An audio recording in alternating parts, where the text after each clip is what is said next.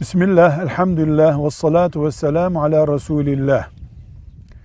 Bir kere şunu unutmamamız gerekiyor. Mümin, sınırsız bir ölçüyle sadece Allah'ı sever. Sevgide sonsuzluk Allah içindir. Bunun dışında peygamberi de Allah'ın kulu ve peygamberi olarak sever. Ashab-ı kiramı sever. Hoca efendisini de sevebilir. Şeyhini de sevebilir. Matematik öğretmenini sevebilir.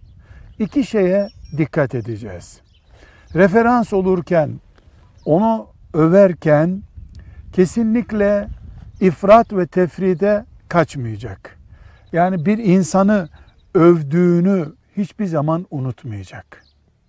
Ve överken de zannediyorum bu böyledir diyecek.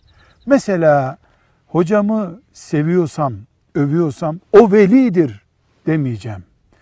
Veli bir kul olduğunu düşünüyorum diyeceğim.